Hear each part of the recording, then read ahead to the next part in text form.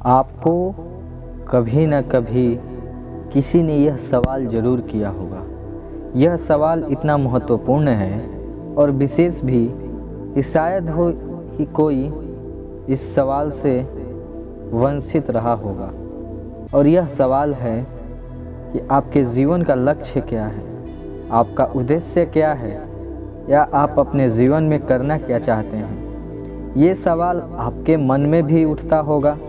खासकर यह सवाल युवा अवस्था में अधिक उठता है।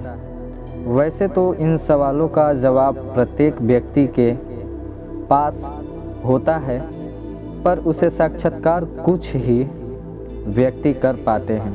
एक आध्यात्मिक शक्ति होती है जिससे प्रत्येक व्यक्ति अपने लिए बेहतर से बेहतर लक्ष्य का निर्धारण कर सकता है। किसी भी व्यक्ति का लक्ष्य अथवा उद्देश्य ऊंचा से ऊंचा होना चाहिए। लक्ष्य ऐसा होना चाहिए जिसे उसकी आत्मा ने भी स्वीकार किया हो। फिर भी आपको लगता है कि आप अपने लिए सही लक्ष्य का चुनाव नहीं कर पा रहे हैं, तो आप इस वीडियो में बताई बातों को सुने, समझें और अपने जीवन में लागू करने का प्रयास करें। मुझे आपसे यही उम्मीद रहेगी। जिसमें पहला नंबर पर आता है कि आपको पता होना चाहिए कि आपने जिस लक्ष्य का चुनाव किया है वह कैसा है। वह लक्ष्य आपके परिवार और समाज के हित में होना चाहिए, तो वह लक्ष्य आपके लिए उपयुक्त हो सकता है। दूसरे नंबर पर प्रश्न अब यह उठ जाता है कि आपके लिए उपयुक्त लक्ष्य का चुनाव कैसे हो सकता है। इसके लिए सबसे बेहतर तरीका हो सकता है अपने आप से पूछना। यह बात आपको थोड़ी सी अटपटी लग सकती है, इसलिए चलिए इसे हम एक उदाहरण से समझते हैं। आपने कभी ना कभी पागल व्यक्ति को देखा ही होगा।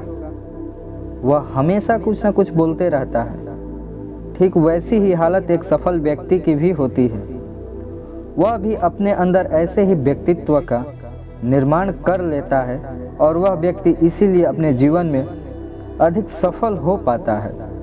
ऐसा ही व्यक्तित्व का निर्माण आप भी अपने अंदर अवश्य करें, जिससे आप अपने लिए सही लक्ष्य का चुनाव कर सकें।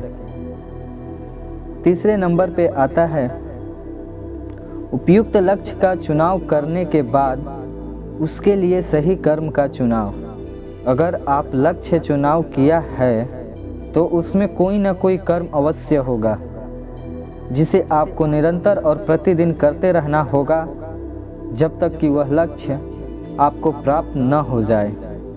इसमें 4 नंबर पे आता है जीवन में कई ऐसे मोड़ आएंगे जहां से आप अपने लक्ष्य से भटक भी जा सकते हैं। भगवान ना करे कि आपके साथ कभी ऐसा हो।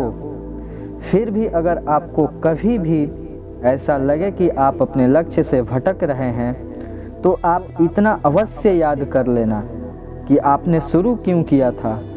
आपको मेरी ओर से एक राय भी है कि आपके लक्ष्य प्राप्ति के रास्ते में जो भटकाव उत्पन्न हो रहे हैं उन्हें तुरंत खत्म कर दें।